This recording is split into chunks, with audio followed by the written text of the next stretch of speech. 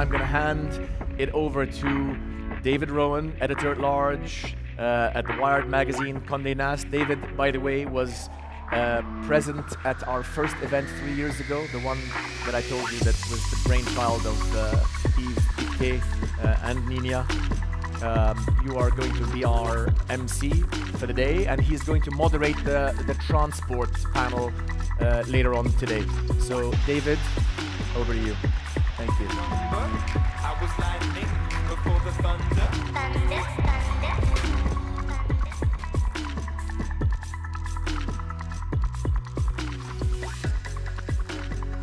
Technology when it goes wrong, otherwise it's just voice. An honor to be guiding you through the day. We have some superstars coming on the stage, and after lunch as well, stay for that, because we have more of the local talent that Danny was talking about. So I set up a magazine called Wired, which tries to understand where the future is going. The UK edition I set up about 8 years ago, and it wasn't just about tech and science, it was about how architecture and design, how business models are creating new opportunities. And I became a bit obsessed with how early we were in all these things. I started investing myself, moved away from Wired earlier this year because there was so much happening out there. And I keep thinking about the founding editor of American Wired, Kevin Kelly, and something he wrote 3 years ago. He wrote an amazing blog post called "You Are Not Too Late," in which he talked about back in 1994, when American Wired magazine was just 2 years old, they discovered that a bunch of domain names for Fortune 500 companies lay unclaimed. So one of the journalists went and bought McDonald's.com. And then they called up McDonald's to say, "Hey, we've just got this domain name. Do you want it?" And he couldn't get through to anyone. Nobody cared. He finally got through to the head of press, and she said, "Well, is this internet thing something that's going to matter? I'll call you back." They didn't get called back. And he makes the point that we look back from now on all those opportunities that the people then didn't see. Yet this is the moment when there are all those green fields. This is the moment when the internet is just beginning. Just to quote a couple of lines from his piece. "People in the future will look at their holodecks and their wearable virtual reality contact lenses and their downloadable avatars and AI interfaces and say, 'Oh yeah, you didn't really have the internet,' or whatever it will then be called back then." And he makes the point, which I think frames the theme of today. There has never been a better time in the whole of history to invent something. And you could also say to invest in some things. There has never been a better time with more opportunities, more openings, lower barriers, higher risk, higher benefit, risk ratios, better returns, greater upside than now, right now, this minute. You are not too late. And I travel a lot to try and understand where these opportunities are. I was in New York yesterday, about 20 flights this month alone. And I want to share a few of these opportunities that I think are pertinent. I guess we're in an exponential curve in many sectors now. We are at the early bit of the inflection for all sorts of industries. So I'm going to share very quickly 6 of the bigger opportunities I'm seeing that relate to those exponential curves. Because everywhere you go, we're in an amazing new opportunity sector. The falling cost of solar energy on an exponential downward curve, well, that changes all sorts of things when energy becomes closer to free.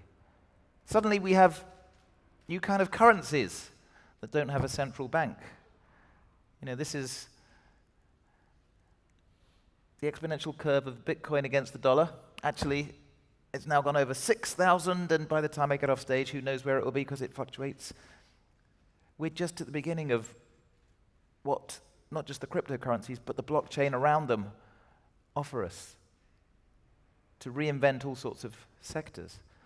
This is quite a fun exponential curve. This is Bloomberg tracking companies going to market every quarter, and in their statements to the analysts, using the phrase, "We are an AI company."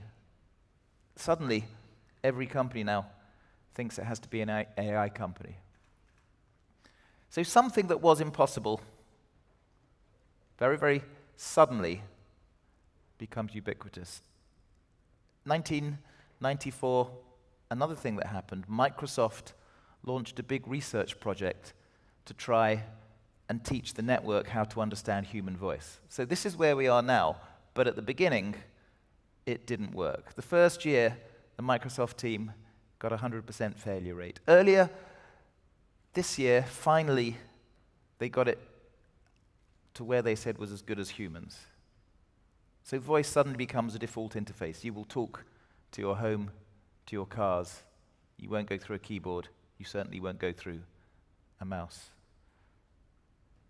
Leads to some very surreal situations.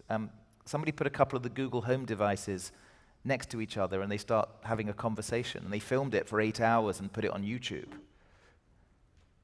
I'm sorry, what was your question again?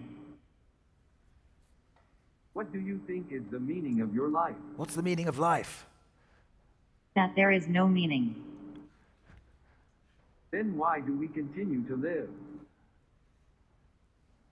Because we are selfish. Anyway, this goes on for 8 hours. They end up having like a marital row in about hour 4. If Danny doesn't mind, Because we can play. our organs have yet to...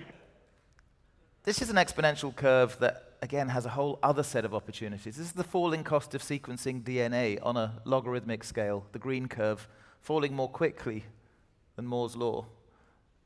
Something that 15, 16 years ago was $100 million is now a few $100. Soon will be almost free. That transforms diagnostics, how we treat diseases, the opportunity for companies that get in there early. This is a startup called Oxford Nanopore in England that makes for $1,000 a USB-powered gene sequencer. You can take it out into the field. It can, with a tiny bit of blood, tell you if there are any diseases in that person.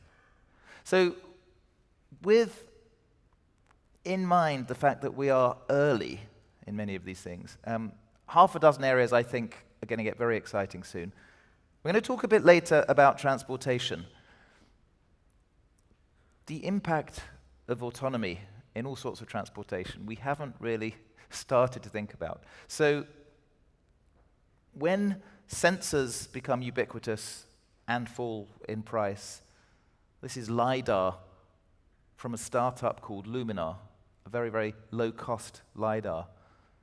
So you have endless amounts of data from the network that ensure transportation is safe, efficient, and changes everything. So the World Health Organization say about 1.2 million people die through human error in motor vehicles. It's also going to affect the value of real estate further and further away from the city, because if you don't need to drive, you can be entertained, you can do your work. Well, that changes. It changes the nature of the physical value of land in the city. Like almost a third of downtown LA is designed for cars to be stationary. What happens when you don't need that because there's a network of cars? What happens when you add AI and voice to the car? New opportunities. This is how NVIDIA, the chip maker, sees the future, based on the CEO's speech at the Consumer Electronics Show in January this year. The artificial intelligence network, the deep learning network, just by studying her eyes, is able to figure out what direction she's gazing. Maybe she's looking at, oh, no, shouldn't do that. Okay, so that's called gaze tracking. And this next one is really cool. This is inspired by, this is lip reading. Take me to Starbucks. And this is just the beginning. So this neighborhood has done a lot of serious thinking about what happens when we have autonomous transport up in the sky down here. At first, there's going to be some human resistance. The first time you're in the completely autonomous car, it's going to be weird. Oh my gosh, this is so... I'm not touching it at all, and it's driving... Whoa, whoa. But pretty soon it becomes just a way of getting around. And the economic opportunity comes with the disruption this causes. You know, what happens to insurance companies when you have much more certainty of data because you're tracking every single moving object?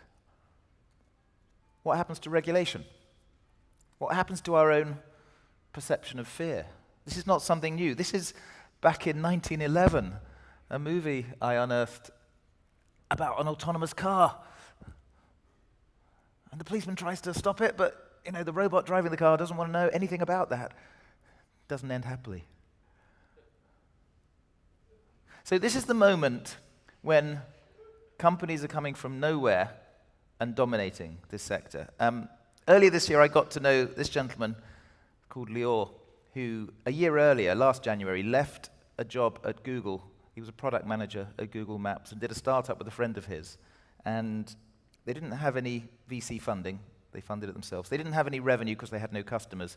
But in 8 months, they built a company that they sold for $680 million because it was in the autonomous transportation business. In this case, trucks. Their company they sold to Uber, which has become a fantastically entertaining court case because Google accused their company, Otto, of stealing proprietary data. Forget that. If House of Cards is no longer on Netflix, just watch this court case. Has any company ever become a 680 million company with no revenue in 8 months? They only did one trip that they filmed. It was like a trial trip. This is a conventional 18-wheeler that drives itself, thanks to a $30,000 retrofit. San Francisco startup Otto, which Uber bought this summer, made history with this truck. It completed the world's first truck autonomous delivery, carrying 50,000 cans of Budweiser from a brewery. Obviously a very American vision of the future, 50,000 cans of Budweiser. But we're just at the very beginning of these machines going around. I spent yesterday with the founder of Sevioke, the company that makes the sorts of robots you're increasingly going to see in, well, not just your hotel, but in all sorts of places. So Dubai is getting very excited about the flying autonomous vehicles. This is Daniel from Lilium, the German company that makes electric jet-powered vehicles.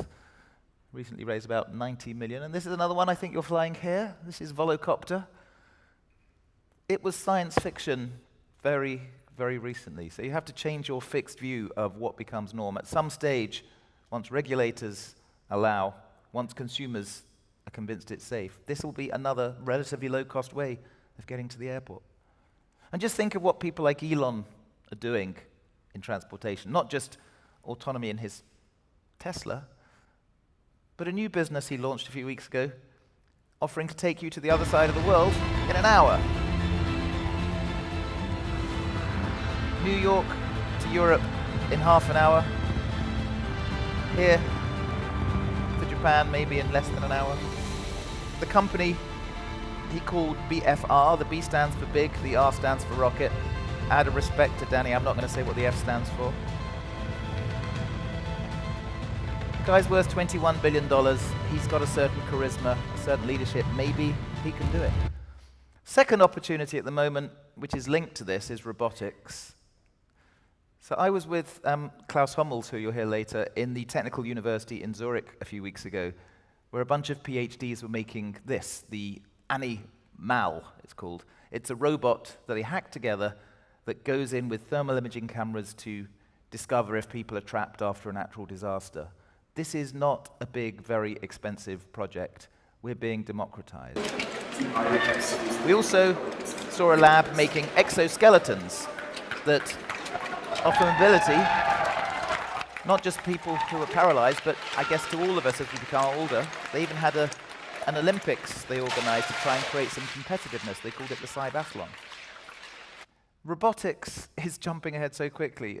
This company I discovered recently called ProDrone, it's the drone they claim is the first drone with robot arms, which I couldn't work out if this was now the best way to take your kids to school or the way to abduct kids from school.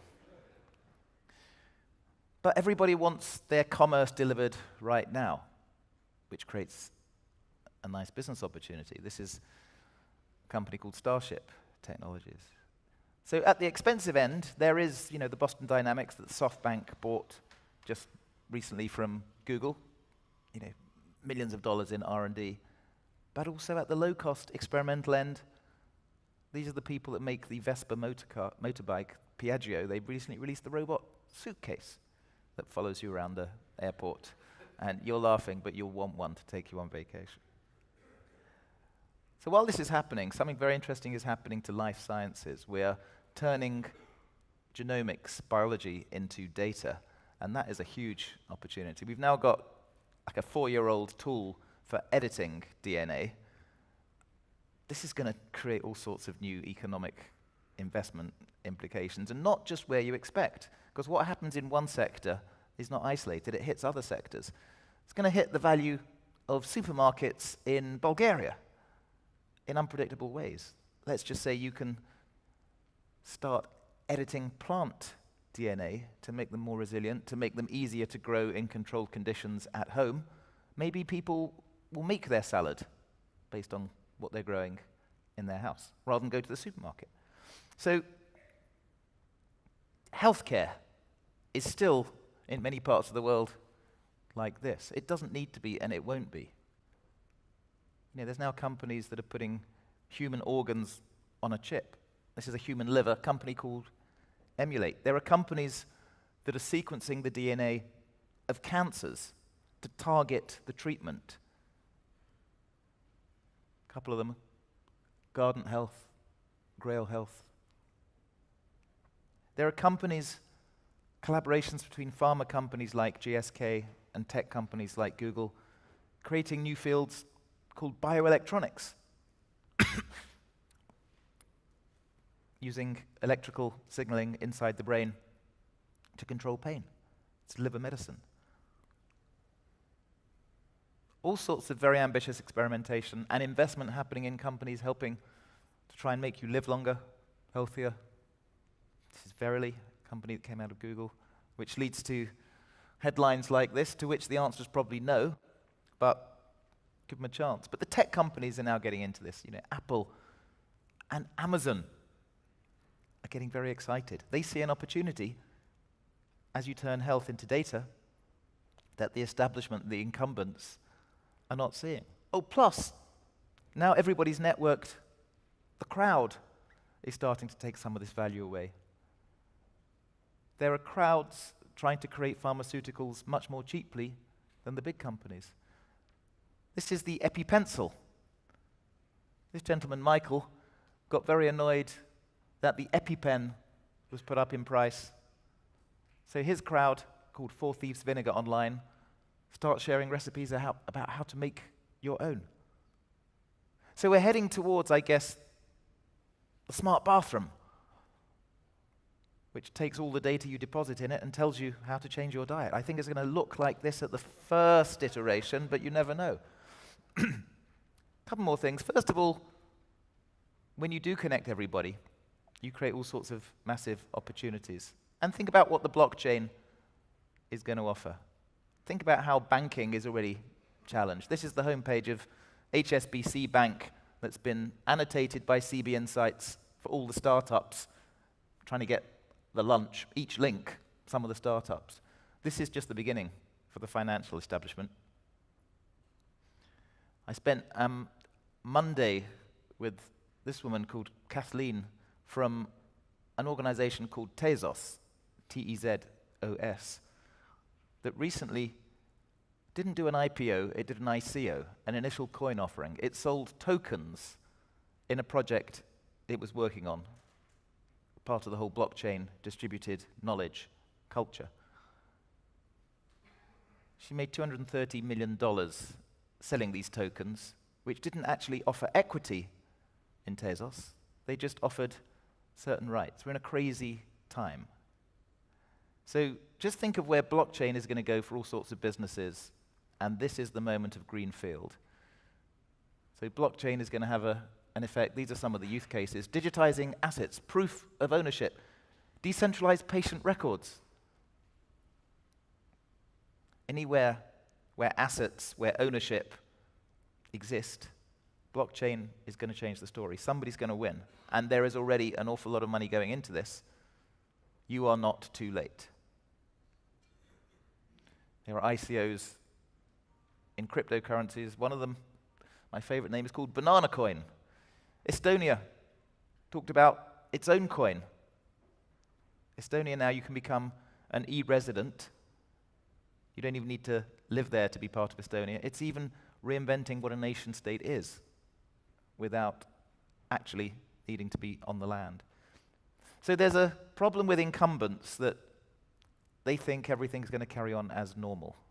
And it's a bit like Wile E. Coyote, after being chased off the cliff by a roadrunner, keeps running until he looks down. And a lot of traditional companies are still running because they have that quarterly by quarterly profit coming in. Here's another fun opportunity. I'm not quite sure how long this one's going to take, but we're starting to get a lot of research connecting the brain directly to the network. This is going to change a few things. Elon, for one, has set up a company called Neuralink. This is the homepage of Neuralink, some of the jobs they're advertising, because he wants to create a way to create a reader for the electronic signals in your brain, so you just have a thought, everybody else in the room knows your thought. Medical device engineer, mechatronics engineer, microfabrication engineer. This may take some time, if it is scientifically possible. But in the short term, we are going to enhance our bodies using tech. And we're already there. We're already at the early stages. So just think of cochlear implants, for instance. This baby born deaf is about to have its cochlear implant switched on. We are augmenting the human in all sorts of small but powerful ways. Hi. Hi. Which is why tech makes me an optimist, especially meaningful tech. And finally, it's actually an honor to be presenting in the country that has the first minister for artificial intelligence in the world. Because I think when you get AI and you also add human intelligence, you have a very, very interesting opportunity.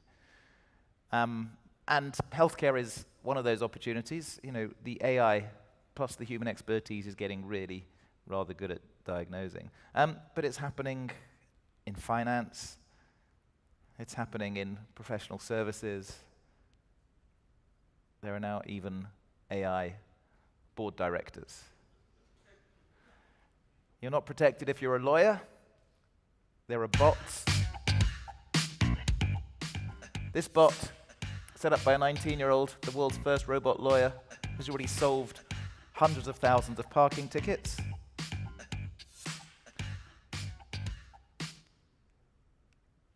We have algorithms right now that This can is find earlier and more a accurately company whether or not you that have one. uses If AI we can to find out that diagnose all early, sorts of you have a 400% illness. better chance of survival. And While the AI analytics is now is not still in just development, informational, leading edge it's actually getting good at reading our emotions. So we're just at the very beginning of the intuitive AI. Little example, this is a company called Sitecore, a Dutch company that scans a crowd in real time. Each of these boxes tell you proportion of anger, disgust, fear, sadness, excitement in all of these people. There's a company in New Zealand, a startup, came out of the University of Auckland called Soul Machines that's designing AI avatars to do customer service and interaction in a much more human way. It's a guy called Mark Sagar who was doing CGI for Hollywood. He won a couple of Oscars for things like King Kong. And he's designed CGI characters, connect them to a computer with vision, with a webcam, with sound, with microphones, and they listen to you and respond. So this is an avatar. These are CGI people. These are not videos. These are made in the computer. And they talk back to you. I don't understand. Yes. No. No. Maybe. In all sorts of languages. Goodbye. 欢迎到中国。 Willkommen in Deutschland. And I guess there are all sorts of use cases, not just customer service, but talking to the virtual doctor. They're already being used by governments. It's called Soul Machine. So we're just at the beginning.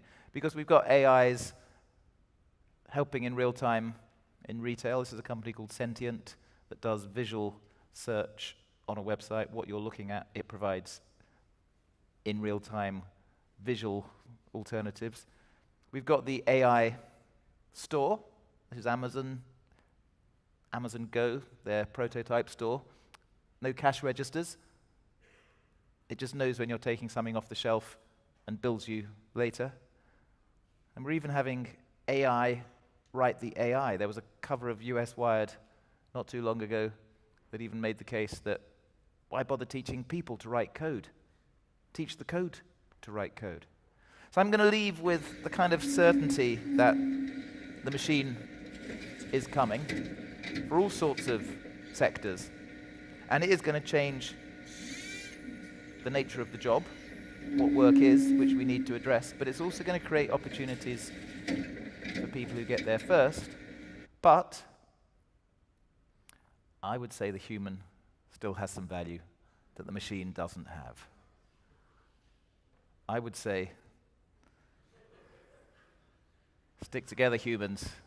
It's still a good moment for us. Thank you for listening to me.